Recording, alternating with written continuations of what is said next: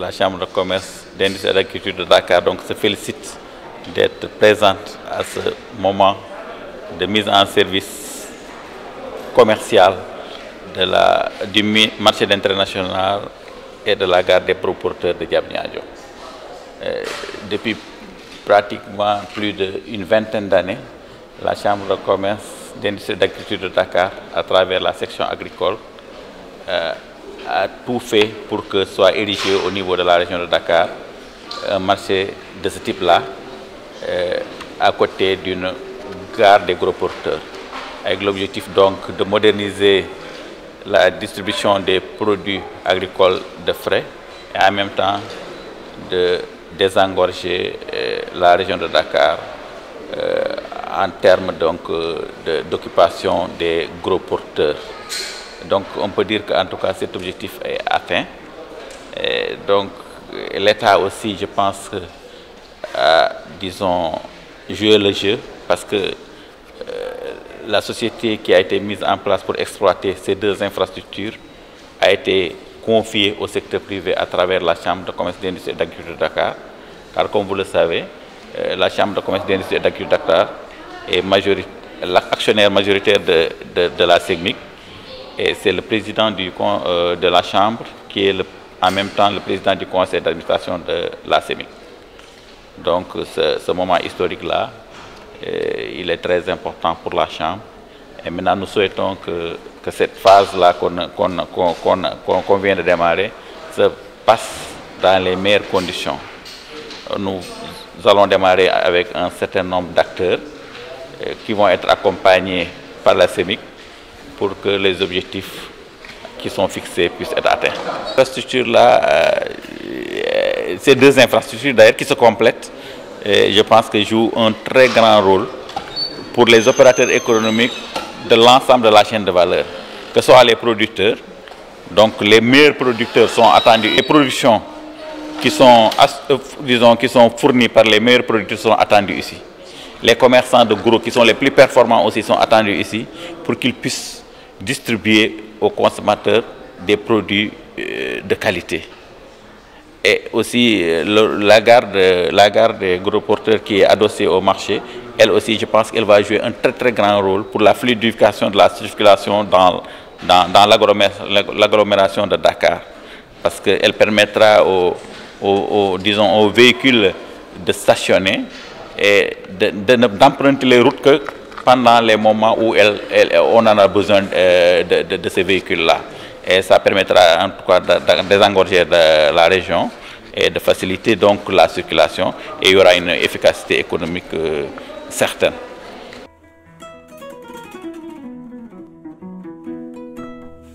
jërë ngeen jëf mbokk yi téléspectateurs yi ñu di ñu seetaan ci M7 TV di seen chaîne préférée tey nag ñu ngi fii ci Touba di gërëm bu baax ki nga xam ne nag moo di sunu invité moom nag moo ñu dalal tey ci diwaanam fii nga xam ne moo di këram mu di président Abdoulaye Sow xam ngeen ko moo jiite chambre de commerce d'industrie et d'agriculture bu Ndakaaru di Murid Sadikh nag tey ñu fas yéene seq ak moom waxtaan wu yaatu nag ndax dañ koy def saa su nekk su màggal gi jotee bu desee benn fan dañuy ñëw seet si ko waxtaan ak moom ci li nga xam ne moo di yoon wi tey nag yàlla dogal ñu gën a am jot nag bëgg a waxtaan ak moom waxtaan bu xaw a yaatu ndax bëgg nañ tamit waxtaan ci li nga xam moo di wàllum koom-koom ndax xam ngeen Serigne Touba woote na ci diine ji waaye nag ñaax na taalibe yi tamit mi nga xam ne moo di ñu liggéey ba tax na at gu jot li nga xam ne moo di màggal gi lu mu néew dina jota drainer lu toll ci 300 ba 400 milliards de francs CFA ci xayma yoo xamante ne wala boog ci koppar yoo xam ne jot nañ ko xayma nee nañ sax ëpp na ko ndax am na loo xamante ne kenn xayma ko ba tax na tey nag ñu fas yéene ànd ak président Abdoulaye Sow waxtaan ak moom opérateur économique la xam ngeen ko tey nag dinañ waxtaan bu baax waaye nañ waxtaan ci li nga xam ne moo di jaar-jaaram ndax am na solo ndax tamit royukaay la ci réew mi doon na koo xamante ne référence la ci réew mi donc baax na tamit ndaw yi nga xam ne ñu ngi ñuy déglu xam ne lu ñu naan tànk ndaw du gaaw ndax dara xëyul sotti lépp loo gis ndànk-ndànk la am na fuy nit ki di jaar entrepreneur balaa moo dem ba am li mu am gis ngeen am na fu mu jaar kon dana baax li nga xam ne moo di expérience am mu bokk kook ñun partage ko ñi nga xam ne moo di ndaw yi nga xam ne ñu ngi seetaan ñoom tamit daañu mën a jël expérience bu mag a mag ci kàddu yi nga xamante ne dina ko yëkkati waaye dana baax it ba tey ci ñuy seetaan xam bu baax kan mooy suñu invité kon du ma def dara lu dul jox ko kàddu gi ndax dañ ne tungu ne du teew ñuy nataal président Abdoulaye Sow maa ngi lay nuyu. ñu ngi lay fay bu baax di la gërëm di am mbégte ci waxtaan wi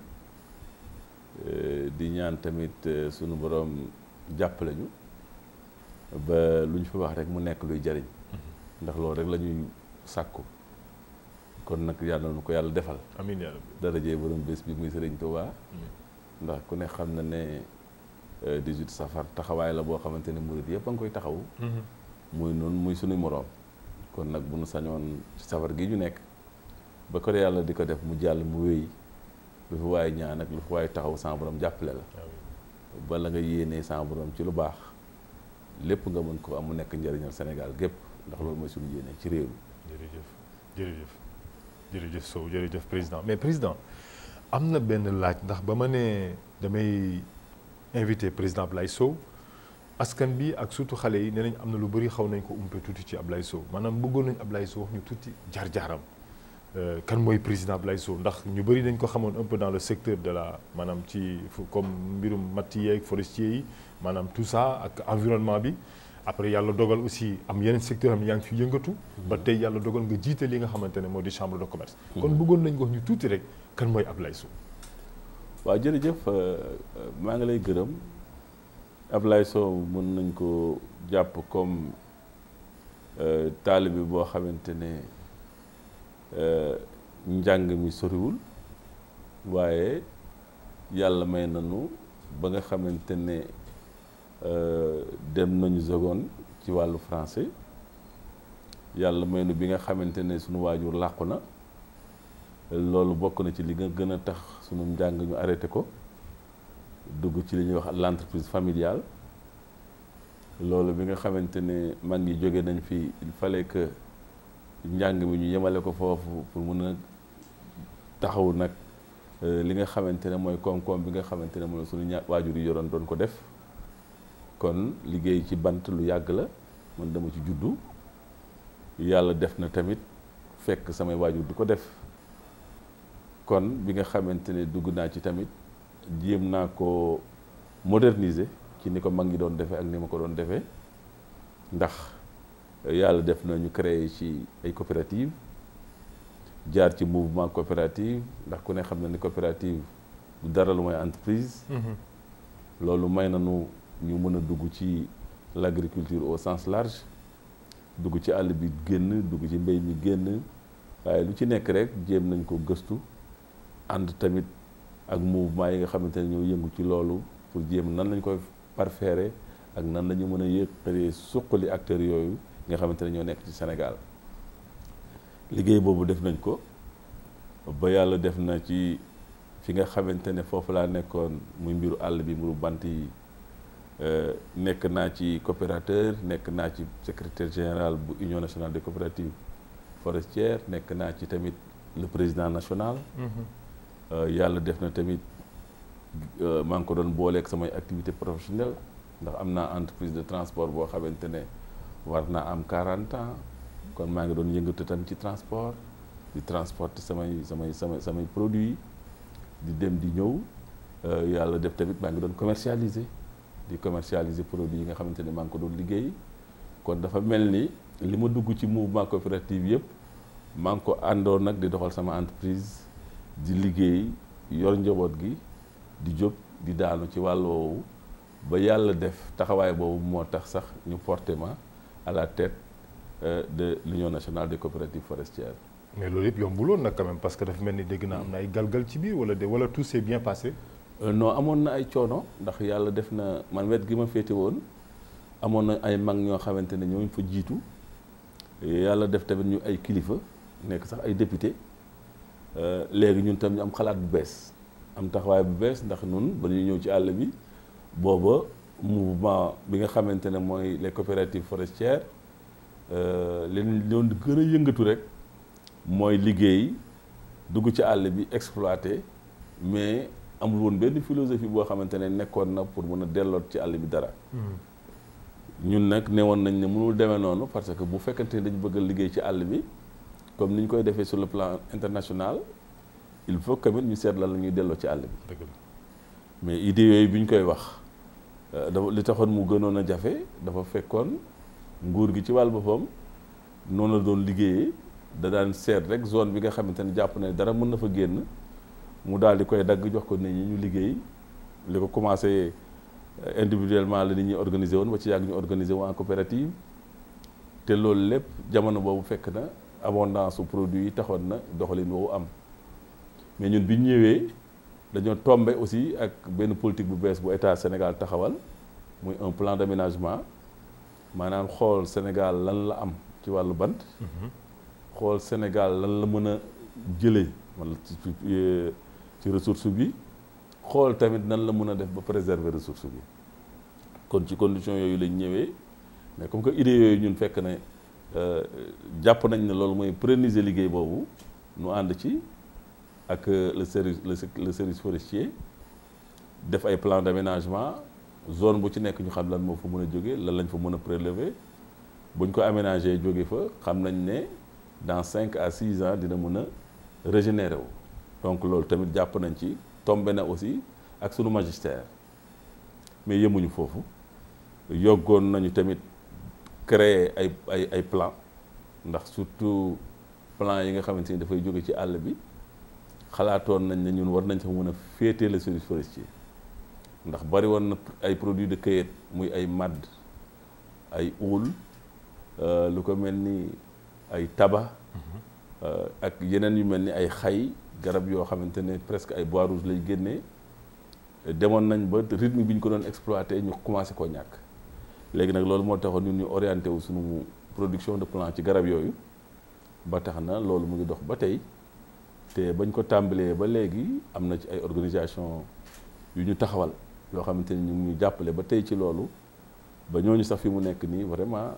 ay jigéen lañu waaye ay champion lañu ci wàllu en matière de production de plant kon loolu wax na wane na taxawaay bi ñu amoon ci wàll woowu. gis naa sax ay jamono yaa ngi amoon benn structure boo xam dañu doon reboiser foofu mu ngi mel ni booru mbaaw est-ce que loolu mu ngi existé ba léegi wala déet. waaw loolu mu ngi existé ndax pépinière la boo xamante ne ba tey même bi ma nekkatul sax président actif bu union man lañu def président d'honneur union nationale de coopérative forestière mais ba tey maa géré pépinière ba ndax pépinière ba dafa amoon objectif de production de 100 000 plants mais comme que dañ ko orienté woon ci ay produits forestiers loolu moo taxoon boo demee ca pépinière ba di nga fekk ay uul di nga fekk ay ditax di nga fekk ay madd di nga fekk ay kaysidara di nga fekk ay lenke ay bois rouge la yoo xamante ne jàpp nañ ne war nañ ci mën a dimbali boo gisee ak mooy wax lenke di wax kaysidara dafa nekk garab yoo xamante ne croissance bi gaawul loolu eaux et forêts pour mu def ko dafay xaw a jafe ndax comme que dañu am ay objectifs de production te lu mu gën a bari gën a baax ndax Sénégal ñëpp a soxla bant kon bant bu yéex bi ñun foofu lañ leen bëggoon féete foofu lañ leen féete te loolu jusqu'à présent boobu liggéey nu ngi koy def maa ngi ko booleeg samay activité ndax garab moom bu la ci yàlla nattoo ba nga xes ko bëgg moom loolu moom jeex na virus la boo xam mënatul jóge ci yow. mais ci yoon bi amul benn programme boo xam amoon ngeen ko ak Touba pour jëmbat ay garab yu bari dafa mel ni déggoon naa li ni mel de. waaw ci pépinière boobu ren rek jébbal nañu xalif général bi 5000 plants de kaysidara mooy jëmbat bi ñu def semaine bii passé nga xamante ne dañ jël axe Ngaabu romb wàccukaayu autoroute à péage bi ba dugg ci dëkk bi loolu la xalif général moo ko supervisé sëñ Moustapha Bachir yàlla na fi yàgg te ànd ak wér ndax moom bi nga xamante ne jox nañ ko garab yi dafa daal di yëkkati waa Touba ca kanam woo leen daal di yëkkati 3000 plants jox leen ne leen nag xay yi Ablaye indiwoon na fi lu mat juróomi junni ñeenti at ci ginnaaw wax ngeen mën ne da ngeen koo defoon ci pénc yi loolu rafetlu naa ko waaye lii nag dama bëgg ngeen defee ko noo xamante ne dama koy gën a mën a gis ndax dëkk bi da koo soxla ndax wax nañ ma ne garab googu taxawaay bi dafa am solo kon nag yéen waa Touba ca kanam 3 junniy garab a ngi nii ci li Ablaye joxe mu daal di yëkkatiwaat junniy garab muy 1000 plans de xay daal di koy jox waa Hizbut Tarqiyyah daal di yëkkatiwaat 1000 xay ñu yóbbu ko Touba Mbul ay village am la yoo xamante ne sorewul fii dara warul passé ay 30 à 40 kilomètres de Touba foofa tamit bokk na ci sëñ bi joxe yi mu joxe. yónnee nañu tamit fële ca naawel lu mat junniy xay yoo xamante ne dañ ko def mais yemuñ ci ay xay rek boole woon nañ ci ay taba boole woon nañ ci ay manguier pour mën a gën a taxawal liggéey boo xamante ne ñoom liggéeyal nañ ko foofu ndax ku ne xam na ne maamu sëriñ bi muy soxna Asta Waalo foofa lañ ko denc te foofa tamit xalifa bii tey ñu ngi ci doon liggéey yu am solo moo tax yónnee nañ fa lu mat junniy xay yoo xamante ne ñu ngi ko fa doon def yàlla def na nag liggéey boobu ñu bari rafetlu nañ ko waaye boo gisee xalifa bi yoral ko boppam woo Baay Faal yi ci bés bi dénk ko sëñ Abdou Karim mu sëñ Fàllu mu saytu liggéey bi ànd ko ak waa Touba ca kanam directeur Eaux et Forêts ànd ak waa Grande Muraille Verte ñoom ñëpp ñu ñëw jàpp ci ndax indi nañ fa ay matériel même ay matériel de troison yoo xamante ne ñooy gas pax yi indi nañ ko ci bis boobu boole ci aussi protection ndax am na grillage yoo xamante ne joxe nañ ko te jàpp nañ boo fa rombee tey di nga gis xay ga na mu mel nga xamante ne dañ koo defar ba mu egg na mu war a egg xalif général day Baye Fall tamit campé fa moom njobootam ba liggéey ba yegg kon dafay wane ne xalifa bi ci boppam bii yoon moo ci dugal loxal boppam opération moo ko dirigeel boppam kon nag nun sant yàlla rek sant sëñ Tuubaa nga xamante ne taxawaay bii nga xamante ne sëñ Muntaxa Bachir boole nañ ci liggéey bi ñun sant rek moo nu war ndax bu demee woon na ne nit ñun ay taalibe lañu rek waaw kon bu yëkkatee ab liggéeyam jàpp ne xëy sëriñ Tuubaa ci boppam daana ko suuxatal boppam fii ci njaareem kon bu yàlla dogalee xay googu sëñ bi newaat nañ ko dugalaat ci biir dëkk bi ba pare ñu tàmbalee ko ci liggéey boo xamante ni jaar na suñu loxo kon loola bokk na ci ñun ni ñu tàbbee ci màggalu ren gii te loolu sant yàlla rek la. gis nañ également ay jamono président daawoon nga indi ci Touba ay matt yu bëri est-ce que loolu yaa ngi koy def ba léegi wala bàyyi nga ko léegi. waaw ren tamit yàlla dogal na defaat nañ liggéey bi xam nga dañuy moytu rek yenn saa yi ni ñu koy defee ndax murit moom dafa baaxoo bu yëkkati addiyaam di ko jox sëriñam mu am nu mu koy defee yàlla def réseaux sociaux yi sax ñoo tax liggéey boobu sax feeñ waaye bi ñu ko dalee def ak léegi li mu mat fukki at ak juróom ci jamonoy sëñ Saliou lañ ko commencé woon. ci jamonoy sëñ Saliou ba léegi. waaw waaye kenn mësu koo médiatiser. ndax léegi kenn ku nekk yor nga sa téléphone rek mën naa wax ne mën na may na kenn ku nekk nga wane li nga bëgg a wane. damay dégg it defe naa nag loolu moo ñu feeñal waaye te ñaari at yi rek la ndax jamonoy sëñ Sidi Maxtaar def nañ ko indi nañ fi lu mën ñeent fukki camion yoo xamante ne sëñ bi séddale na ko boppam njabootu sëñ bi yëpp mu dugg ci ñoom. te kenn yëgu ko sax jamono jii nga xamante ne taxawaay bu njëkk bi nga xamante ne sëñ Muntaxa ñëw na def nañ lu mel noonu mais kenn yëgu ko. te li ngay séddale day mat kër yëpp. moo sëñ bi bu ñu ko xesee teg ci loxoom rek dañ koy bàyyi. moom mooy organiser. dëgg la ni muy war a doxee. dëgg la ndax ni moo gis mu doxee ren dafa jël loo xamante ne war naa amat ñaar fukki sart def ko benn mël def ko dépôt. def ca ay oto yu ndaw def ca aussi ay mbaar def ca aussi ay 10 tonnes léegi nag ñuy chargé di dugal ci dëkk bi kilifa yeeg njabootu sëñ Tuubaa geeg taalibe yeeg ñu soxla yëpp moom ren noonu la liggéeyee. waaye nag li nga xamante ne moo indi nit ñi ko yëgul woon liggéey boobu yëg ko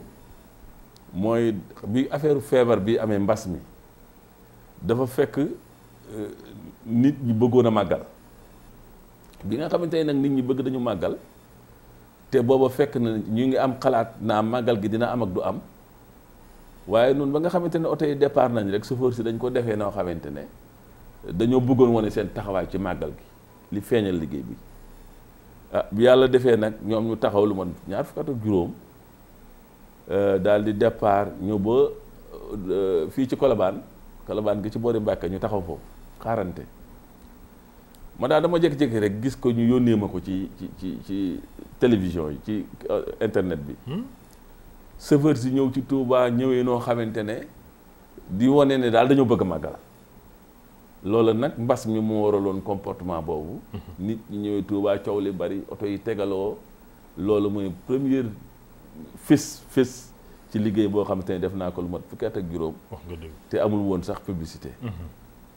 bi loolu amee nag yi ñu mel ni yeneen télévision yi jël ko ñoom tamit commencé koo wone pour wone ne tamit dañoo bëgg a màggal loolu tamit yàlla dogal na bés boobu tamit sëñ bi joxe ndigal nu màggal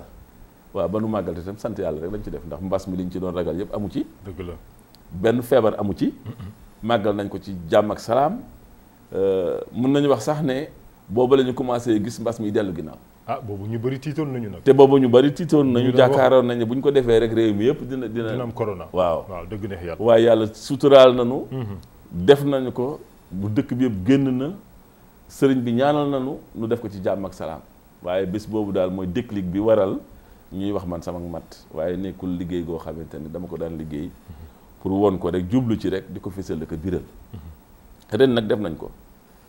yàlla def na sëñ bi nii ma la ko wax na la ko organiser te liñ fi indi boo ko dee xool war naa mën a nekk 2000 tonnes de bois mort te ñun bant bi ñuy indi fii ci Touba nekkul bant bu noble boo xamante ne dañ koy defalee ay meubles bant bi ñu fi indi bant boobu taal rek la mën ndax bant bu ñu taxal la bu ñu ramassé bu tàbbi ñu ramassé ko Eaux et Forêts dina koy def pour permettre ñu leen nettoyer àll bi ndax bant yooyu bu ñu ko bàyyee foofu mooy nekk terreau bi créer ay feux de brousse c'est vrai loolu moo tax des fois même bu ñu ko joxul sax dañ fay organiser nit ñi nettoyer àll bi pour permettre quand même feu de brousse même bu amee foofu mu bañ a nekk ci li yàq donc loolu daal liggéey nañ ko ren boo ko xoolee lépp en terme de camion war naa nekk 51 camions bi nu en terme de tonnage war naa nekk presque ay 2500 tonnes boo xamante ne indi nañ ko ci réew mi bi ñu ko defee ba tey am na loo xamante ne mu ngi fii sama buntu kër at mu jot man su ma jébbalee kilifa yi ba pare naa fi wàcc lu ma 2 wala 3 sart yoo xamante ne maa ak samay dëkkaale ak bokki taalibe yi nga xamante ne maa ngi ñoom ñoo bokk Sëriñ Tuubaa ñoom ñoo koy mujj séddoo pour mën koo def mag yàgg na bi ñu ko dawee def te kenn kiiwu ko waaye nag sant yàlla bu baax a baax ndax sëriñ bi ci boppam génne na ci teg nañ ci sax ay cant yoo xamante ne defal nañu ko te ñun loolu rek lañ ci doon sàkku te yàlla def na ci wàllu woowu daal am nañ ko kon ñu ngi sant yàlla bu baax di ñaan tamit ñu màggal ko ci jàmm ak salaam mu jeex ci jàmm ak salaam ba yàlla may ko moom kilifa gi di sëñ Mountakha Bachir yàlla may ko mu jiite ñu ci ay màggal yàlla mën na ko yàlla na ko yàlla def te mu ànd ak wér amiin yaa rabbi amiin Sow président kon dugg nañ ci li nga xam ne moo di màggal gi dugg ci diine ji waaye ci maanaam ay recherche yu ma jot a def dañ ne président Abdoulaye Sow Mouride Sadikh waaye nee nañ tamit ci ki nga njëkk a jébbul moom moo di sëñ Mbacke Madina am na wala amul waaw loolu dëgg la ban année la woon loolu dëgg la sëñ Mbacke Madina sama waajur ci moom la jébbalu ndax man sama waajur dafa nekkoon taalibe sëñ Modou Moustapha mi nga xamante ne mooy waajuru sëñ Mbacke Madina ñoom dañoo bokkoon ci murid yi nga xamante ne ginnaaw bi fi sëñ bu mag bi jógee ñoom ñoo àndoon ak sëñ Modou Moustapha ci liggéeyu Touba man sama waajur jële na ay xeer ndogaa yenu ko ci boppam indi ko ci liggéeyu Touba bi mooy jumaa ji sama waajur yenoon na ay xandi lem jële ko boori caajaay indil ko fii sëñ Modou Moustapha boobu fekk na liggéey bi murid yëpp liggéey doole lañ doon def ci xaral ak sëñ bi ci la taxaw woon ba defoon raay bi nga xamante ne ci la indi matériaux yi loolu moo gën a wàññi coono bi waaye murid yi moom lépp seen bopp lañ ko doon defee bi yàlla defee nag liggéey boobu sama waajur doon ko def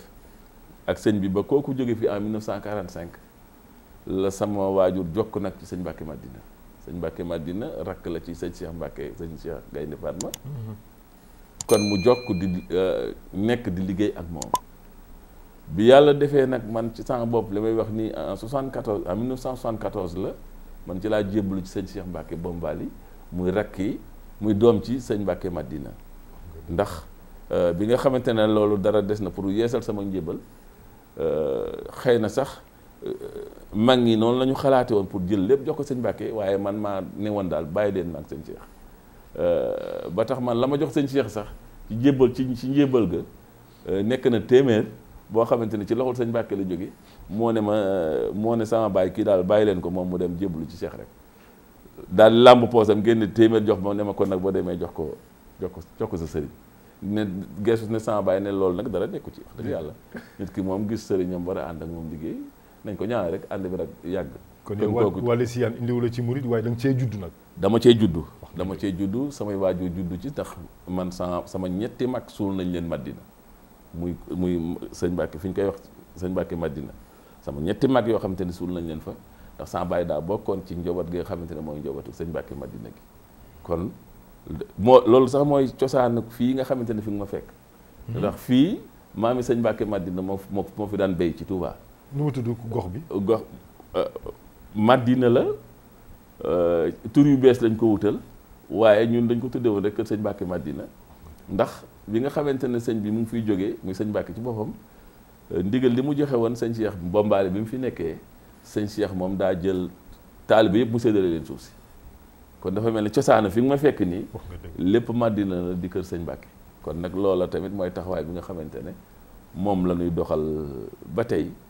yàlla dogal tamit bi nga xamante ne sëñ bi tamit jóge na foofu kilifa yi mën a dem Dakar te loolu moo waral tamit bokk nañ ci ñi nga xamante ne seeni waajur yàgg naa am kër Ndakaaru bi ñu jógee ci tool yi di liggéey foofu di liggéey ci seen loxo tamit di indi fii ci Touba kon loolu dafa mel ni rek ñun dañ ko donn ci ñoom ndax woowu yoon lañ ñu tegoon ñu àndante ko ba tey jii ñu ngi ci sant bu baax nag ndax loolu yoon woowu am nañ ci lépp kon sant yàlla rek mënu ci war ñaanal waajur yi te it ñaanal tamit borom Madina muy sëñ Cheikh mi fi nekk tey yàlla may ko wér ak gudd fan ak njabootam ndax tamit kilifa gu neex àndal la ndax sëñ Cheikh Mbàkke Bambaali mooy sama sëriñ dafa doy ab sak ci murit ndax yàlla ni ko yàlla bindee la ndax kenn dégg ko ci den kon nag bu yàlla dogalee kooku di sunu kilifa nun rusuñu ko wax fenn te dañ ci damu yàlla def na it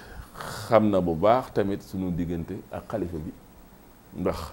sunu liggéey xëy na moo toll foofu te loolu tamit cër bu ko sëñ bi jox tax na bari na ay yoon ak ay jataay yu muy am ak moom kon loolu sant yàlla rek la rawatina tamit sëñ Moussa Nawel moom mi nga xamante ne sunu sëriñ la tamit sunu kilifa la te it sunu wóolëre la te it moom tamit ku bëgg sëriñ bi la te lépp loo xamante ne sëñ Mountakha nga koy liggéey moom ba fii may wax ak yow deram a ngi ci ndiggam mu takku taxaw teem di wet gu mu war a féete rek mu cay féete kon kooku tam bokk na ci jëw di ñi nga xamante ne ñu ngi koy sant bu baax di ko bëggee. alors président wax nga ci biir wax di ñu nettali sa wéjur bi nga xam ne bokk na ci ñi nga xam ne ñoo taxawal jumaay ji jumaay Touba doon jumaa joo xam ne maanaam jumaa ju am solo la boo ko nee jàkk rek di nga am yow sa bopp li loo yëg ma bëggoon juste rek laaj la parce que am na xëy na tamit loo jot a dund fii te ñun dunduñu ko fii ndax gis nga quand même jumaa ji à l'époque ni mu meloon ba koy sëñ Modou Moustapha di bàyyi ba sëñ Fallou ñëw moom tamit ba jot ko inauguré ba woo kilifa yëpp ñëw fa tabarakallah macha allah ba jumaa ji mel ni mu mel ndax bu mu fi jógee ñi ko fi wutit ku ca nekk def na ci wàllam ma bëggoon juste rek laaj la benn mbir bu naaw ba nga xoolee jumaa ji président yow doy toog ba si yàgg rek ngay laaj sa bopp kan muy Serigne Touba. waaw kooku nag kéemaanu sunu borom la ndax jëfinam ak doxalinam ak doxinam ku sunu borom baaxee rek moo mën a def loolu ndax dafa doxinam dafa safaanoo ak nun ñi nga xamante ne meluñu noonu nu nuy doxee bu ñu la nettilee juróom-ñaari at yi nga xamante ne def na ko ci tukki bi coono yam fa jàkkamteel ak situation ya mu nekke woon loolu du ku yàlla may ruu rek te dimbale wala mënoon def loolu moo tax sëñ bi neexu la wax waaye nag mu nees naa wax aw fitam ginnaaw bi nga xamante ne yàlla def na ko mu jullit àqan xam li mu war a xam taxawaay yi mu war a taxaw ku amoonu fit la ndax am fit weesewul saa yu ñu la sànkee def ci yow lu metti nga nekk ca la nga nekk te bu ñu ñëwaatee fekk la ca wala nga nekk ca lu gën a sori la nga nekkoon loolu noonu la liggéeyee juróom-ñaari at yooyu ba sama borom mii def indiwaat ko mu ñëwaat ci ñun kon kooku pour mën a wax taxawaayam mënoo cee sori te duggoo ci mystique te loolu mbiri suñu borom la waaye li ñu mën a wax rek en tant qu'africain ku bëggoon der bu ñuul la wane na taxawaay yoo xamante ne mënees na cee jàngat boo dee der bu ñuul làkku arab mel na ci noo xamante ne sama borom a ko baaxee noonu tamit la ko yàlla mayoon ci olof bi mu doon làkk di ko wax bien que ku ne xam na ne cosaanam pulaar la ndax foofu la diine ji jaar dëgg la ci réew mii kon yàlla def na ku fi kilifa diine rek bari na nga bërëngu jóge ca pulaar ga ba foo mën a nekk nag loolu sama borom a ko dogal ci Sénégal ba tax na ñu ngi ciy sant yàlla bu baax ndax loolu mooy càllale gi nga xamante ne mooy bërëngu di dugg ci kër yëpp ba tax bokk na ci lii di jàmm ci réew mi waaye pour ñëwaat ci sëñ bi daal ñun mënuñoo wax rek lu mooy borom kéemtaan la lii nuy jariñoo fii mu nekk yëpp ci ay xiiwal ci ki teraanga moom mi nga xamante ne moo ko liggéey ñëw ca woon kon nag muñ ga mu muñ ak taxawaay ga mu taxaw ak bakkanam ba nga xamante ne teg na ko ci li nga xamante ne moon tax tey ñu nekk ci li nu ne ñun jàpp nañu ne kooku santale ko borom bi daf noo war ndax dafa defal Afrique gépp defal Sénégal defal der bu ñuul defaral diine ji ndax it ku ne xam na ne aussi pédagogue la ndax ku mënoon a jàngale la boo gisee yoonu murit nu ne nga dégg ko ci wala xeet bu ne nga dégg ko ci jàngaleenu sëñ bi la ndax am na ñoo xamante ne am na lu ñu nekkoon sëñ bi fexe na ci ay pexe ba ñëw ci lépp solo gis nga laay la nga xamante ne moom la ñuy wax muy sunu drapeau di drapeau jullit yi ku ne nangu ne yàlla rek la ku dul yàlla yàlla la sëriñ bi fexe na ba loolu mu saxal ko ci ruuwu jullit yi te loolu yóbbu na góor fu ne ñi nga xamante ne dañoo war a xam fexe na ba ñu wattu ñi nga xamante ne dañoo war a liggéey fexe na ba ñu jàpp ne war ngaa liggéey ba mu wóor la ne ba nga defe ne tey jii nga fiy jóge war ngaa jaamu yàlla tam ba nga defe ne tey jii nga fiy jóge kon loolu ay taxawaay la yoo xamante ne ñun buñ dee xool fi sëñ bi dox ak ñun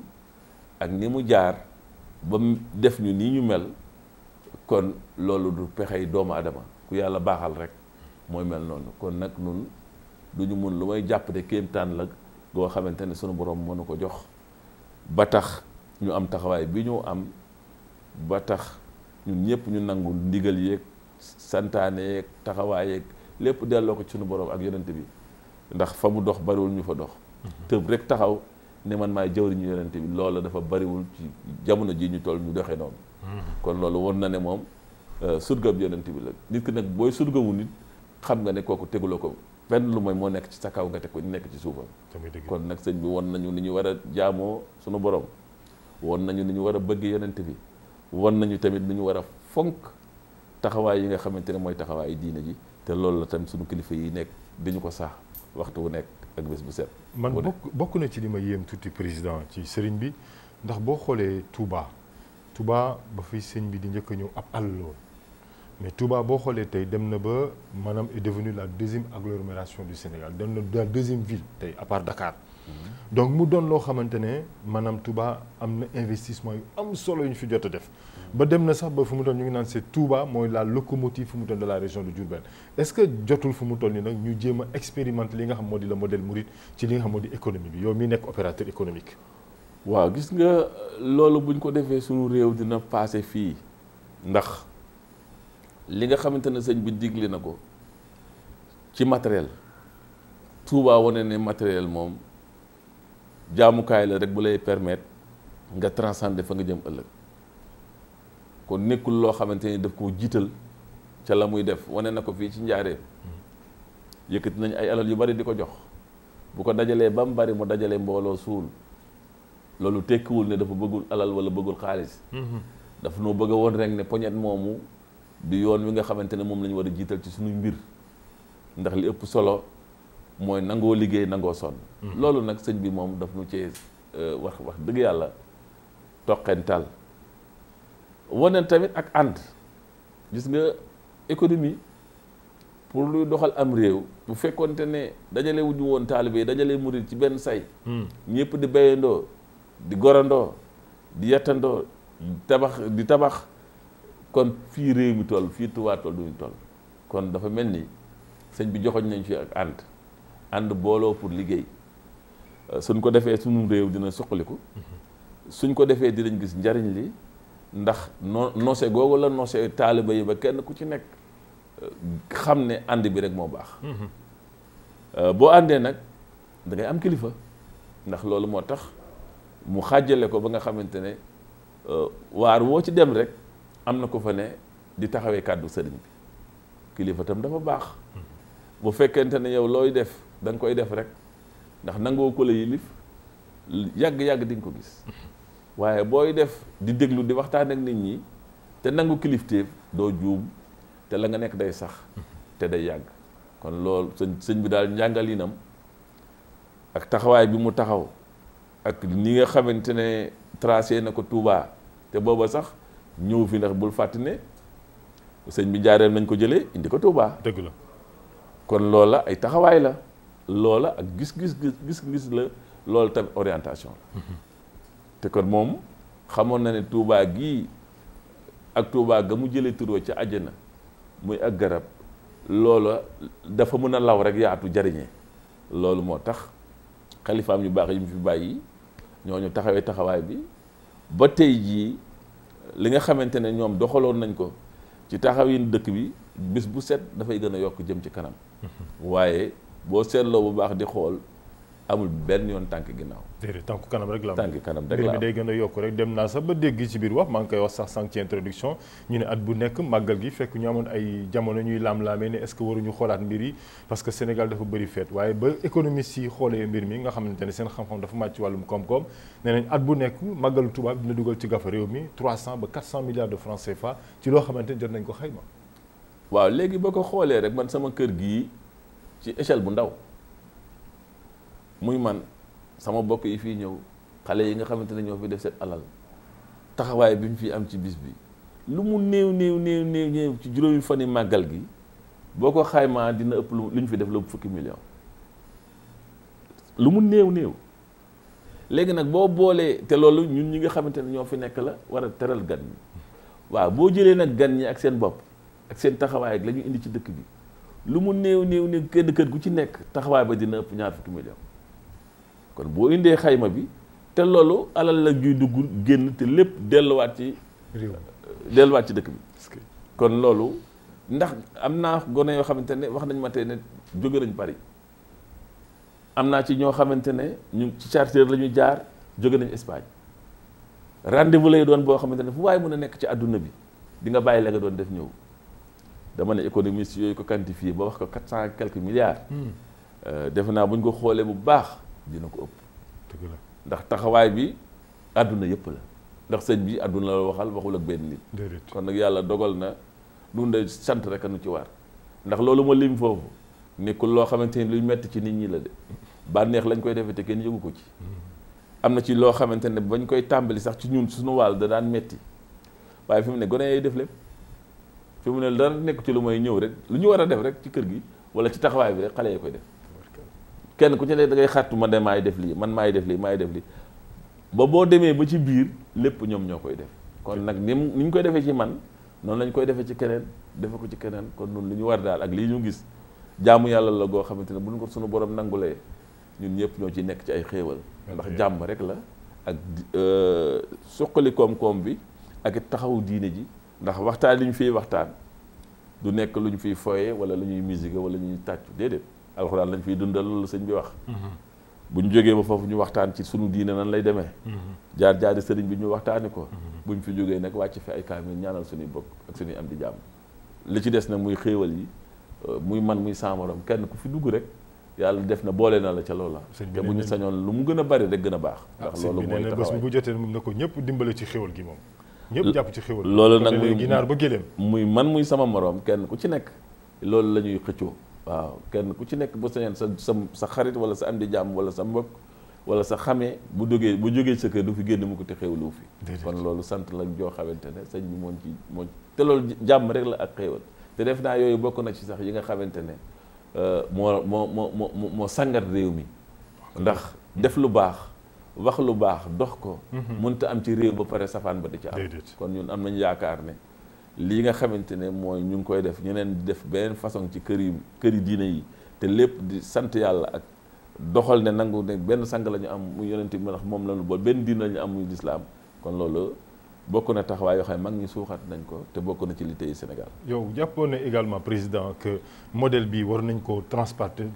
sax wala transporter ci li nga moo di quand même du ma ne secteur privé mais secteur privé sax la d'une manière générale parce que fan yi ñu weesu am na benn ndaje bu amoon Dakar ba gis nañ opérateur économique waa secteur privé di ñaxtu ne mbir mi daal vraiment métti na daal affaire bi jaxasoo na lool. jàppoo ne moom te war naa mën a bokk ci solution yi wala. waaw solution la ndax daje boobu li tax ñu def ko mooy xam nga jël mot 2012 ba léegi ci fàttaliku bu yomb rek réew mi yëpp ci campagne électorale la nekk. te muy dëgg. ñu jékki-jékki nag ne nañ ci boole économie ndax bu fekkente ne buñ jigee ci biir échéance ñu defe na jeex na ñu xaymawaat beneen te booba lépp di waxi politique. jóge nañu ci ay municipal ñëw ci législative ñu nga jëm ci présidentielle ñu ngay wax ay wax yoo xamante ne boo ko dee seet 2024 te la ci ëpp mooy politique waaye nag am réew politique am na ci solo waaye économie yi koy doxal te muy dëggit Serigne Touba mi nga xamante ne yàlla ñu ko yàlla fayal amiin gis-gis bi dafa leer nee nañu xëy leen suba di liggéey ba mel ni du ngeen fi jógee jaamu leen yàlla boobu mel ne du ngeen fi jógee kon dafa boole économie bi ak liggéey bi tamit dëgg kon bu ñu bëggee sax rek ci politique bi ndax organisation bi mënut a ñàkk waaye nag war nañoo teg kenn yoo xamante ne dañ koy bàyyi ginnaaw nag ñun ñëpp ñu ànd liggéey. parce que li ma jaaxal géej nañu am ay conseil privé yi ngeen di def noonu yu ko dajeeg secteur privé bi loolu géej naa am de. waaw xam dinañ am sax ci mais ni ñu koy organiser xam nga yàlla dafa def texte yi dafa wax ne chambre de commerce taxawaayam. te bu njëkk bi nga xamante ne tubaab yi fi nekkoon lépp luy économie fa lañ koy waxtaanee taxaw ci jëmmal ko doxal ko lépp loo xamante ne xalaat la bu jëm ci économie foofu lañ koy indi laaj ci xalaatu opérateurs yi dog ko doxal léegi nag doxalin wi dem na ba nga xamante ne politique bi dafa xaw a mëdd économie bi. dëgg la moo loolu mooy cri de cœur boobu nga dégg patronat bi yëpp daje barki démb daal di ne nañ taxaw. yéen ñi sunu mbokk yéen ñi fi ne am na nu ngeen doon doxale yéen ñi bëgg a ñëw am na nu ngeen gisee assemblée bu bees bi waaye rikk waay su fekkente ne dañoo war a xool ay texte de loi yoo xamante ni dafa lëkkoog économie waaye bala ngeen ko yóbbu assemblée di ko waxtaan laaj leen ñu jox leen ci suñu xalaat comme que le dernier mot ci yéen lay mujjee su ko defente ne ngeen doog a xool na mu rafete ngeen defe ko waaye jëkke ko assemblée wote ko imposé ju ko loolu la ñuy bañ moo tax ñu def keroog daje boobu gis nga Cheikh réew yi développé yëpp kenn mun caa développé tant que développé wu sa secteur privé mënu nekk coow li mun naa bari kenn ku nekk wax ne politique d'emploi bi naa ko yombale nii naa ko defee nii waaye c'est le secteur privé qui embauche dëgg la muy yow muy man ay opérateur économique lañu yaa ngi yor ay nit leen liggéeyloo dëgg la te ñooñu boo leen féetewul fi nga leen war a féetee mais duñu am na yóbbu seen kër kooku nag dañ ko war a jàppale dañ ko war a déglu dañu war a waxtaan ak moom toujours maa ngi wax ak sama benn xarit boo xamante ne naaru gànnaar la ñu koy wax Médou 2006 fekk naa ko Nouakchott ànd ak une délégation mu recevoir ñu teral ñu waaye booba tamit yaxantu yi demewul waaye nañu liggéey seen dëkk xam nga am na benn loi boo xamante ne ñu ngi koy wax les lois sur le partenariat public privé muy PPP waaye niñ ko war a doxale te xeex nañ ci de xeex nañ ci ba loi boobu taxaw waaye fi mu nekk nañ ko war a doxale ba Sénégal gis ci boppam dañ koy fàtte. mais ay jamono président waxoon na sax loi yi wala projet yi nga xam yëpp dañ koy évaluer mais évaluation yëpp gisuñu ci dara après gannaaw loolu ñu dem indi fi li nga xamante ne moo doon bi ngeen amaloon jam ñaajo nu mu tuddati woon sax waxtaan boobu. nan waaw kii damay fàtte tur bi waaye. conseil présidentiel bi ngeen defoon. conseil présidentiel la. yu bari mais gisuñu à chaque fois si le problème se pose président. li tax ma wax la loolu dama recevoir ay étrangers temps yi passé. waaw ñu ñëw seet si ma chambre de commerce wax ma daal dañ bëgg a liggéey ak Sénégal ma ne ko ci ban côté ngeen di bëgg a liggéeyee mais li ma dégg daal ñuy wax ñoom commerce rek lañ bëgg a def.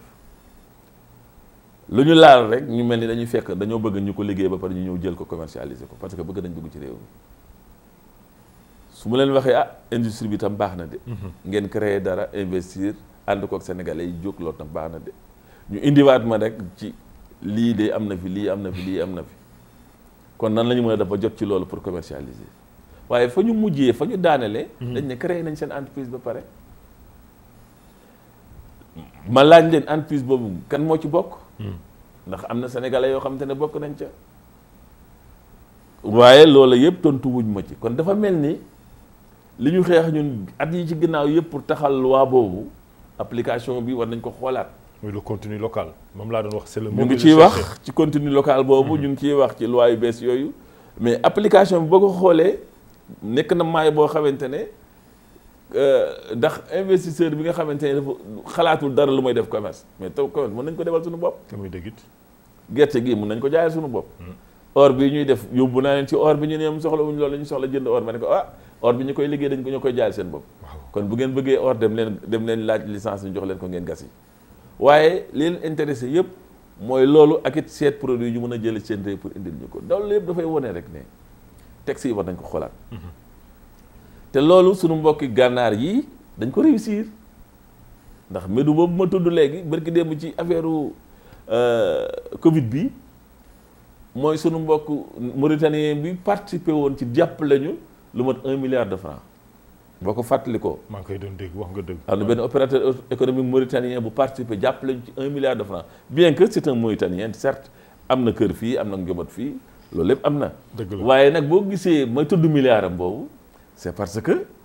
ndax ñun am nañ capacité les opérateurs économiques sénégalais ndax bi ma posé question bi keroog sunu conférence am na kenn ci ñun koo xamante ne kilifa la te bokk na ci opérateurs yi gën a mag dafa yëkkati loxoom ne man de defoon naa 100 millions bon bu nee def na 100 millions wane na ne moom tam def na par tamit mënoon naa wax keroog def naa 10 millions. mais dégg naa président dafa amoon il était un peu déçu parce que li mu doon xaar ci secteur privé bi. amu ko aussi mais kenn ku nekk sa doole fi mu toll ngay defee. ñee buñ ko mënee c'est parce que ci biir texte yi fexe nañ ba kenn du fa dugg investir te bokkuñu fexe nañ ba koom-koom bi du fa génn te opérateur économique yi dëkk ca dëkk ba bokkuñu loolu moo tax bu état taxawee nii ñeem te dañuy taxawee ne mu nekk ñaari mamel état di embauché ca la mu mën mais ñee loolu mooy seen liggéey looloo tax ma indi la loolu pour expliquer la ko en tout cas ñu ngi daje bu yow nga xamante ne daje nañ ko dañu ñaan assemblée bu bees bii di ñëw ak ñoom sunu mbokk yooyu ni ñu ko tuddee lu ne. ñu bàyyi xel économie bi ñu seet nu ñu koy tëggaate nu ñuy renforcer texte yi nu ñuy fexe ba alal ji jóge ci réew mi opérateur de économie yi nga xamante ne ñoo nekk ci réew mi mën a bokk ci ji nga xamante ne ñooy mën a tax mu am lu fi des. mais est-ce que organisation yi ngeen yore ni am na njëriñ parce que bon ñu ngi naan tey est-ce pourquoi le secteur privé est aussi quand même éparpillé maanaam da ngeen tasaaroo alors que bu ngeen boole woon seen doole xëy na amaana na li ngeen bëgg mën ngeen ko am. waa xam nga président wax na wax bërki démb ci benn rencontre ne ñun dañoo tasaaroo. parce que nangu ñoo ànd dëgg la waaye l'exemple bi mu jël. mooy pooru Ndaay non pooru Sendou. Sendou waaw. pooru Sendou ba nga xamante ne xalaat nañu def port boobu am na acteur lu mat une vingtaine d'acteurs yoo xamante ne soumissionné woon nañu pour mën a def réaliser loolu mais état bi daf leen wax ne dajaloo leen. ba ñu dajaloo wuti suñu partenaire. mais demal ca port ba lañ fa investir fii mu nekk ëpp na 250 milliards. dégg naa plateforme yéen lañ ko jox c'est une question de volonté politique. te muy dëgg so kon bu ñu dimbalee woon comme nañ ñu defal noonu ca Ndayane defal ñu ko ci lii nga xamante ne mooy ci pétrole bi wala ci gaz bi. contenu local bi sax ñu ngi koy wax waaye li gën a mën a maye alal defe naa bu ñu dugalee ci décret ba dajale nit ñi ñu dugg ci décret bi dama ne tubaab bi dinañ yóbbu de. il faut que l'État crée les conditions quand même nécessaires pour ngeen mën a am li ngeen bëgg. mën nañu am suñuy partenaire tamit dëgg. ndax man mii di wax ak yow am na ay partenaires yoo xamante ne seet si nañu bi ñu wut bëggee ay bloc waaye nag bu fekkente ne def nañu liggéey bi noo xamante ne partenaires yooyu jël ñëw nañu mën a financer lu bari. ba pare ñu fexe ba ñu dugg ci biir convention ba loola liñ ko mën a may rek mooy sunu état ban sénégalais moo la mën a génneel tey 1000 milliards loolu amul waaye Sénégal am na 1000 milliards parce que Sénégal suñu ressources yi génn na kon question orientation la rek ak waxtaan en tout cas ñun daal bokk na ci liñ suñu cri de cœur bërki démb ñu ñaan leen xoolaat leen ni ñuy doxale dugal leen ñu ci programme bi imposer leen ko ku bëgg a indi Sénégal ku bëgg a liggéey ak Sénégal ndax olof nee na liir lu lupp yaay ba lax-lax ca lay tëdd comme que en 1960 bari ñu woon ay millionnaires te 60 ans après war nañoo am nag des milliardaires li ñu ko mën a may nag mooy une organisation technique boo xamante ne dañuy dugg ni ñu def foofu ci pooru Sendou nit ñi regroupé wu te loolu buñ ñu ko mayoon rek ñu fexe ni ñu koy doxalee chambre de commerce moom mën na ko organiser. am ngeen compétence yi quand même. am nañu compétence yi am nañu ñu mën a jàppale ci ñu soumissionné ci loolu waaye nag bu fekkente ne yow dañ la laaj te yow amoo capacité te ubbiwuñ la buntu boo mën a indee partenaire bi da la fay bàyyi ñëw soumissionnel boppam parce que am nay milliards mais buñ ko imposer ci texte yi dina am noo xamante ne da ngay jékki-jékki rek gis yëf yi génne beneen côté kon encore une fois. loolu bokk na ci li taxoon ñu daje waxtaan pour seet ndax benn bopp rek wala benn lam rek du yëngu nguur gaa ngi def lu mu mën. mu ngi créé structure yu bari waaye nag bële dafa des affaire bi ñaari mamel la benn bi diis na gann ba fi mu nekk dafa toqi mais beneen bi fi mu nekk mu nga bëgg a yóotu te bu ko kële dimbalewul dugal ko ci la muy def du mën a nem par l'exemple de la Mauritanie est là et patent. Actuellement en 2022 ils ont beaucoup de milliardaires. te système bala rek moo tax nu créé ko loolu am. bien que nag financement bi mu ngi jógee à l'extérieur mais am na noo koy doxalee ñooñu bu ñu ñëwee dinañ wax ak ñun. l'économie ne sera pas extravertie bi maanaam bi fay am dana des si réew ndax texte yi bu ñu dugalee ci texte yi xam nga fi Sénégal fi mu nekk nii comme ni moom ko mën a waxee rek jànq boobu xam ne ñëpp soxla nañ ko la. kon am na nu ñu koy tëggee opérateurs yi dinañ mën a dajaloo dugg ci système bi. su ko defente ne retombées yi Sénégal war a am dina ko am de mais nag retombées yi nga xamante ne un opérateur économique war na ko am aussi dinañ ko am encore une fois loolu bokk na ci li taxoon ñu daje am nañ ci yaakaar ndax message bi jàll na keroog ñun ñëpp ñoo dajale suñu kàddu jox ko le président du CNP muy Beydi Agne ñëpp a nga fa woon xëy na am na 2 wala 3 yoo xamante ni ñëwuñu waaye loolu nga yaa ngi wax ne xëy na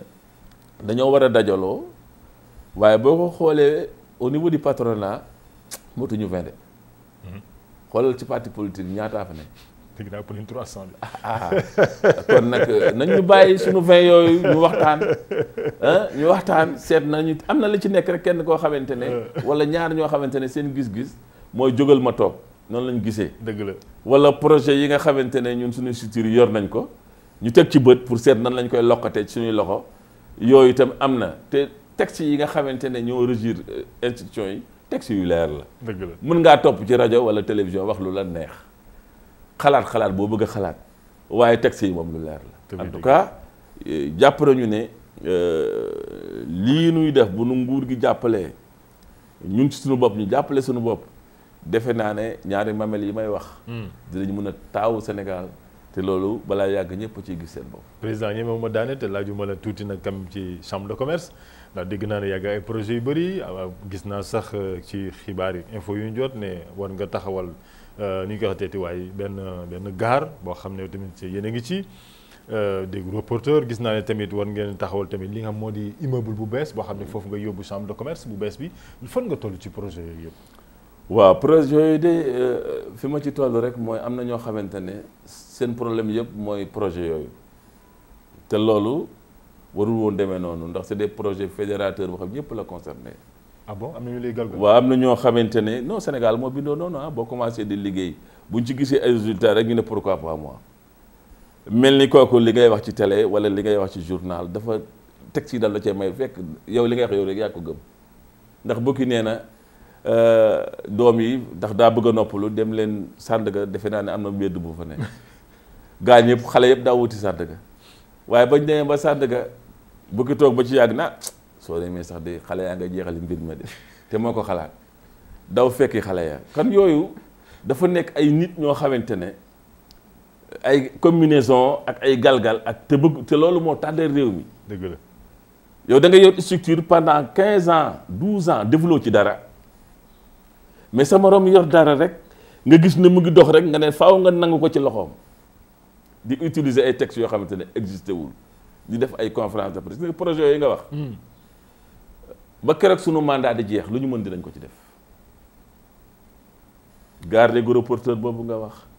ak loolu nga xam mooy mine muy le marché d'intérêt national. ci sunu xalaat la. maa nekk président de la section agricole de la chambre de commerce de Dakar li ma lay wax bon na 17 ans ci ginnaaw ma dem ren gis marché ba dañ ko defee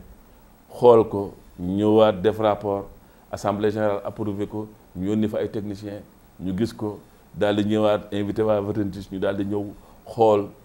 ba loolu pare ñu jëmal projet bi xalaat ko teg président Ablaye Wade daal di ne projet bi rafet na dama koy jël financé ko tuddee ko Mercassar te boobu ñu ngi ko tuddee Sopromine la société de promotion du mine. président Ablaye Wade tuddee ko Mercassar mais yàlla def ba ni mu demee réaliser wu président Macky Sall ñëw Lamine Niang yëkkatiwaat projet bi ànd ko ak Mansour Kama won ko président Macky Sall daal di nekk lii lu jar a def la parce que projet bi du dara rek lu mooy c'est un marché du gros. boo demee dans les pays développés sunu soble si yi ngay gis muy yàqu fii sunu pomme de terre beeg yooyu war na am benn ëbb boo créé boo xamante ne buñ ko fa defee mën nañ ko fa conserver mën nañ ko régler mu dem à l'export mën na aussi muy hôtelier ak chaîne d'hôtelier yooyu yëpp ku soxla gros foofu nga koy mën a jëndee. dëgg la loolu mooy mine. léegi nag yàlla dogal bi ko président Macky Sall xalaatee yóbbu ko Turquie ñu financé ko à l'auteur de 55 milliards ba nu demee mu président Macky Sall daal di koy inauguré yàlla def ci diggante bi Lamine Niang gaañu. mu tudde ko marché bi ci diggante bi man ma remplacé Lamine Niang mu mel ni projet bi ni ma ko xaymaa woon yàlla da ko indiwaat sama loxo président ne ma liggéey bii dafa nekk liggéey boo xamante ne defe naa ne du liggéeyu administration. marché yéen opérateur économique seet leen lu ngeen di def ñu waxtaan ci sunu biir ñun ñëpp daal di créer lu ñuy wax SEMIC benn société d'exploitation secteur privé ba ëppale ca part chambre de commerce de Dakar comme que projet la moo ko jiite. yàlla dafa def ñu jox ma ko en tant que président du conseil d'administration nu commencé doxal waaye ba ñu commencé visiter rek bande yi commencé tourner rek. ñu commencé taxaw ci télé bi. ne ñoom ñoo ko war a yor. déedéet te la ñu war a yor te war koo liggéey ci chambre de commerce yi ñu am defuñu fa dara coow rek wax nañu nag ba nekk politicien wax nañu nag ba nga xamante ne jël nañu sa même ay communes sax ñu ngi koy gérer léegi ci waxu kese waaye boo demee ci réalisation dañu génne li nga xamante ne def na ko parce que am na yenn yoo xamante ne état moo ko def. dëgg la état ni mu defee mine bi noonu la defee yeneen structure à l'intérieur du pays. def na ko Kaolack def na ko Ziguinchor créé nag ay société ay contrat d'affirmage yoo xamante ne ñoo joore structure yooyu loolu lañ def suñu diggante ak mine bi waaye amalgame Dakar yor lii Dakar yor laa fekk Dakar ñun dañuy liggéey. nee nañ Dakar moo jël le gros du. parce que personnel la ñu yor boo xamante ne dañuy xalaat di liggéey di seet nan la ñuy def pour développer yow nag bu fekkente ne da ngaa toog di xaar ay centimes additionnels Cheikh centimes additionnels yooyu état di joxe. lu mot fukki at ak juróom ci ginnaaw Dakar ay 300 et quelques millions la ci amoon fii mu nekk nii Dakar 60 millions lañ ko joxe te suñu budget fii mu nekk na 2 milliards yu tegal kon xam nga ne chantier additionnel yooyu yoruñu waaye imagination boobu ñoom defe nañu sax la ñuy am ca port ba fekk ñun développé dañu suñu école moo gën a dox ci d'ailleurs loolu sax moo tax ma bëgg a créer li ñuy wax l'académie consulaire ndax amoon nañu fële ci boori rue Jules Ferry am nañ fa lu ma 300 et quelques mètres carrés yoo xamante ne bii dama ko bëgg a def 10 niveaux te loolu defe naa ne dossier baa ngi suñu diggante banque yi pour ñu financer ko parce que xale yi jàng ci ñun ak diplôme yi ñu leen di jox ñu dugg ci les métiers du port suñuy diplôme lañ soxla. te muy dëgg. kon loolu suñu imagination la ak suñu taxawaay kan moo tere ki nekk Fongolimbi wala mu nekk ci beneen région pour mu xalaat lu mel noonu yow léegi xalaatoo demuloo fenn da nga bëgg lu Dakar def ñu ne nañ ko séddoo. c'est que nee nañ pour mbir mi dox te dañu bëgg a démocratiser li nga xamante ne moo di l'économie baax na quand même bu chambre de commerce liggéeyee lu bari ñu comp ci jox ko yeneen chambre de commerce yi nga xam ne loolu moo tax état bi def réforme yi nga xamante ne la ñu def seetaat nan la ñu tëggawaat chambre de commerce yi situation boobu nag ndax fi mu nekk ñu ngi xalaat def chambre de commerce d'industrie et de service su ko defente ne ñu xool nan la ñuy démembrement yi mën a nekkee nga xamante ne dañu koy seet kenn ku nekk bu jógee ci réforme bi kenn ku ne mën ci gis sa bopp. yow ànd nga ci réforme.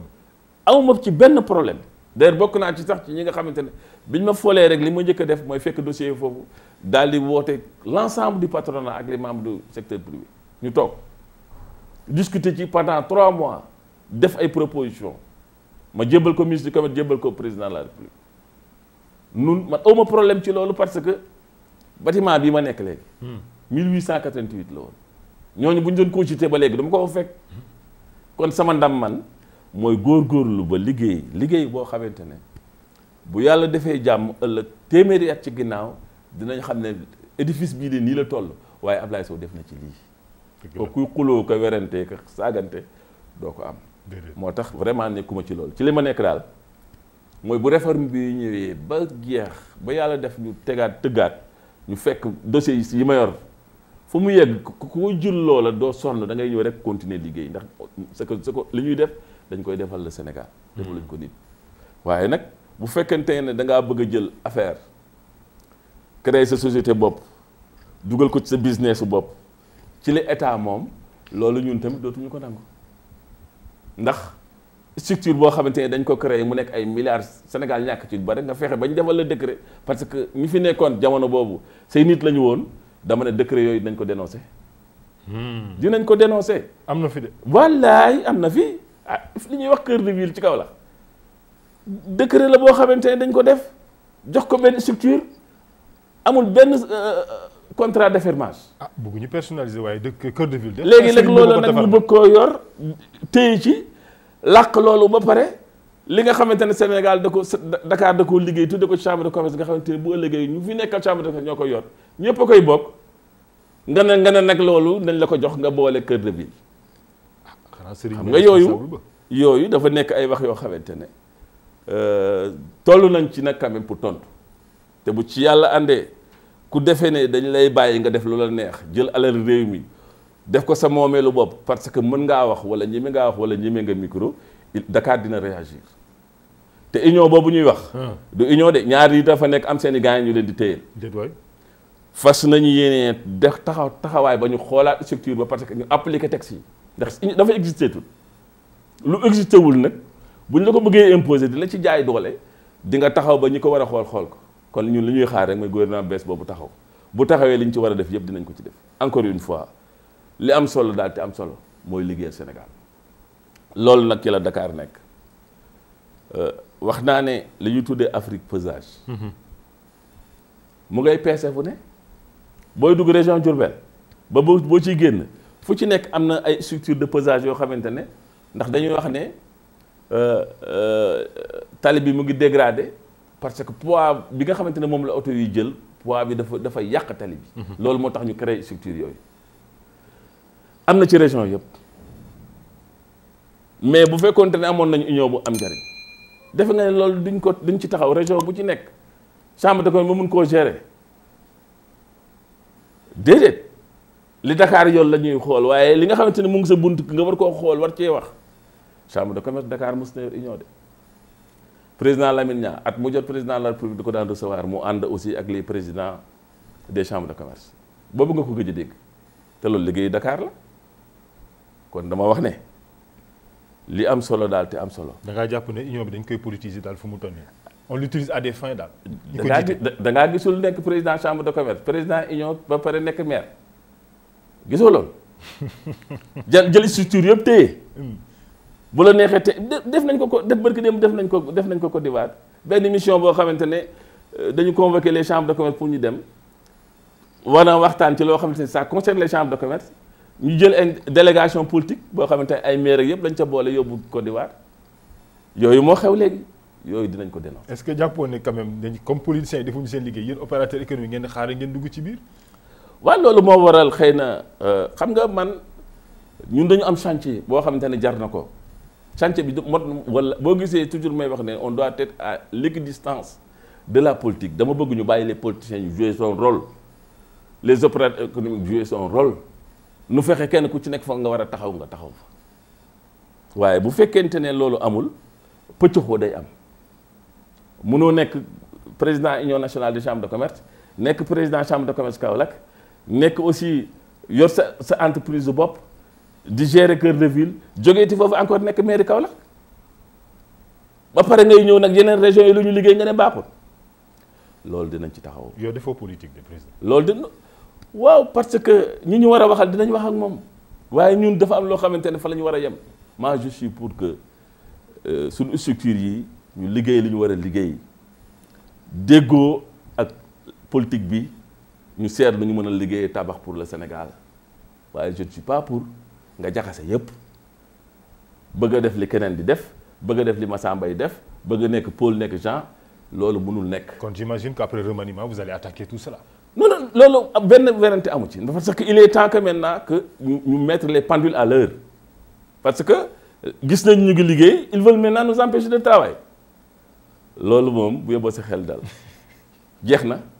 xam nga kenn waxatul suñu légitimité loolu la ñu tax dama folu rek 2 ans ñu ne damaa détourné 20 milliards commencé di wax ay légitimité yóbbu ma tribunal ma gagné procès ba ñu yóbbuwaat ma tribunal ma gagné waat procès ba xam nga kon kenn waxatul légitimité. léegi nag li ñuy wax mooy ñun li ñuy liggéey suñu bilan léegi ci la ñuy jéem a yàq saboté ko te gisuma lu ñu fi def kon il est temps maintenant que Dakar dina jël ay responsabilités. mais yow à l'avenir vous n'êtes plus candidat quand même da nga bëgg a yeggali mandat. mais eggaguñu foofu man mandat rek laay yeggale daal di tabax réforme yoo xamante ne bu ëllëgee ku fi yàlla teg mu fekk nga mu nekk lu solide waaye dafa am ñoo xamante ne bëgguñu yegg foofu parce que ñu ngi précipiter les choses li ñu war a taxawuñ ci te bëgg a jaxase affaire yi jaxase seen affaire personnelle ak affaire chambre de commerce ak affaire maire bi léegi kon léegi gën ñun wut nekk duñu opérateur économique yuy liggéey cleinement pour développer nos affaires léegi amalgame laa gis donc yooyu nag bu fekkente ne da nga ci nekk ba pare defe na ñëpp en tout cas Dakar nekkul ci loolu. moi je suis un président je suis là pour un mandat bu mandat bi jeexee ku fi yàlla teg nu samp ko mais dafay fekk lu leer loolu rek mooy sama mission ndax ñi ma ko àndante woon yàlla def na jiitu nañ Lamine ñaa yàlla na ko yàlla xare àjjana da nga def ne li ko yóbbu dama fii baax ku gëmul loolu Ablaye Sow gëm na ko kon la ma war a def rek mooy li ñu fi bàyyi ma fexe ba teg ko ci loxo yoo xamante ne bu ëllëgee ku fi ñëw ak noo mën a mel mën a seetaat ci ñun yow itam nga def sa pierre ci édifice bi su ko defante ne mu nekk loo xamante ne ñëpp a ngi ciy jariñ wax naa la exemple 1888 bâtiment bi ma nekk ki ko tabax 1888 la ko tabax kooku ndax xamoon na ba sama maam sax boobu juddoogul kon bu yàlla defee loolu ñun tam war nañoo fexe ba bàyyi fi loo xamante ne bu ëllëgee keneen bu ñëwatee fekk continuité boobu am waaye nag am na ñoo xamante ne c'est des politiciens léegi sax nëbbootootuñu ils sont plus encagoulés léegi moom dafa leer dañ ne fan taxaw mais boobaa léegi ñun en tant qu'opérateur économique am na loo xamante ne dootuñu ko nangu. mais c'est pas interdit d'avoir des ambitions président. ku mu neex nga am sa ambition li bon rek mooy l'amalgame. waaye nag man su fekkente ne damaa bëgg a def politique du ma ko jaxase ak l'économie damay am ngoru ne yéen a ma dénkoon lii téye leen seen poste bi parce que c'est économique ndax loolu dafa lié ak l'État du Sénégal mënoo yow nekk opposant wu ñi fi nekk ba pare bëgg a défendre l'intérêt des opérateurs économiques ndax ñoom du ñu nangu loolu du ñu nangu nga sol sa deru bukki ba deru bëy ba pare dugg ci bëy en tant que bukki loolu mënut a nekk te yooyu la ñu gis yi nga xamante ne taxaw nañ ci. encore une fois ñu ngi sant. jërëjëf ñu ngi sant yàlla bu baax. di la gërëm tamit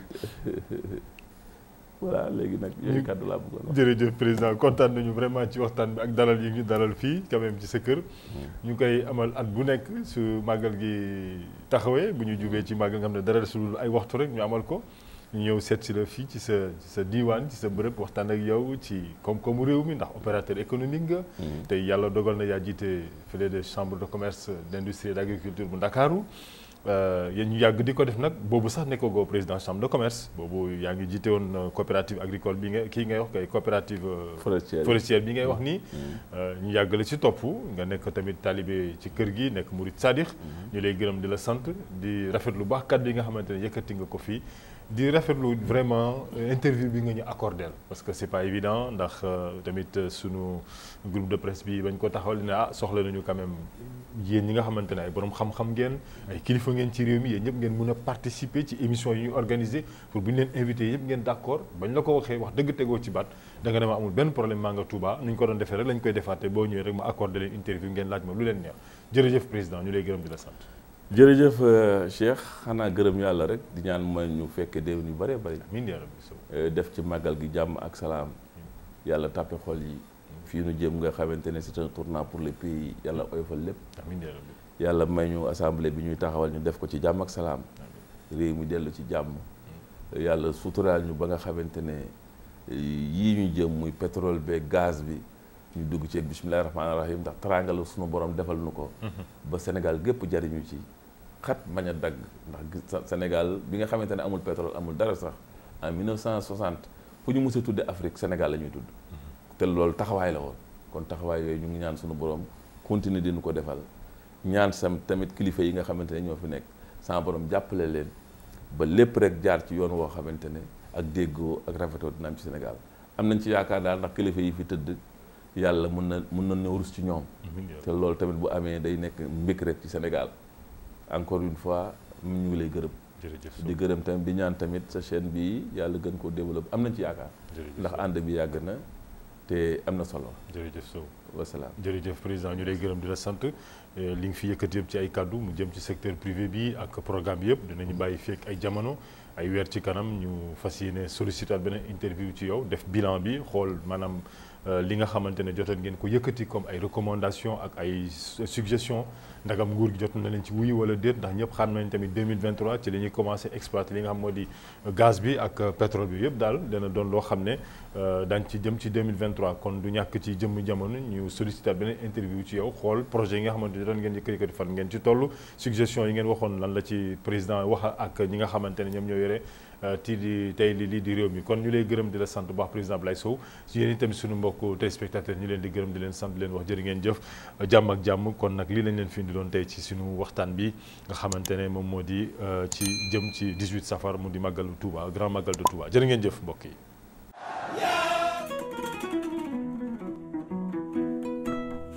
La Chambre de commerce, d'industrie et d'agriculture de Dakar donc se félicite d'être présente à ce moment de mise en service commercial du marché d'intérêt national et de la gare des proporteurs de Diamniadio. Depuis pratiquement plus d'une vingtaine d'années,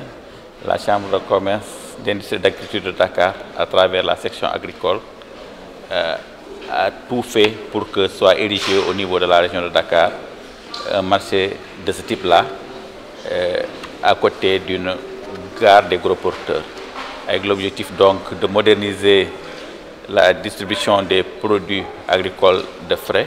et en même temps de désengorger la région de Dakar en termes donc d'occupation des gros porteurs. Donc on peut dire qu'en tout cas cet objectif est atteint. Et donc l'État aussi, je pense, a, disons, joué le jeu parce que la société qui a été mise en place pour exploiter ces deux infrastructures a été confiée au secteur privé à travers la Chambre de commerce, d'industrie et d'agriculture de Dakar. Car comme vous le savez, la Chambre de commerce, d'industrie et d'agriculture de Dakar est l'actionnaire majoritaire de la SECMIC. Et c'est le président de la Chambre qui est en même temps le président du conseil d'administration de la SEMIC. Donc ce moment historique-là, il est très important pour la Chambre. Et maintenant, nous souhaitons que cette phase-là qu'on vient de démarrer se passe dans les meilleures conditions. Nous allons démarrer avec un certain nombre d'acteurs qui vont être accompagnés par la CEMIC pour que les objectifs qui sont fixés puissent être atteints. Infrastructure-là, ces deux infrastructures d'ailleurs qui se complètent, je pense que jouent un très grand rôle pour les opérateurs économiques de l'ensemble de la chaîne de valeur, que ce soit les producteurs. Donc les meilleurs producteurs sont attendus. Les productions qui sont, disons, qui sont fournies par les meilleurs producteurs sont attendues ici. Les commerçants de gros qui sont les plus performants aussi sont attendus ici pour qu'ils puissent distribuer aux consommateurs des produits de qualité. Et aussi la gare des gros porteurs qui est adossée au marché, elle aussi je pense qu'elle va jouer un très grand rôle pour la fluidification de la circulation dans l'agglomération de Dakar. Parce qu'elle permettra aux véhicules de stationner et d'emprunter les routes que pendant les moments où on en a besoin de ces véhicules-là. Et ça permettra en tout cas de désengorger la région et de faciliter donc la circulation, et il y aura une efficacité économique certaine.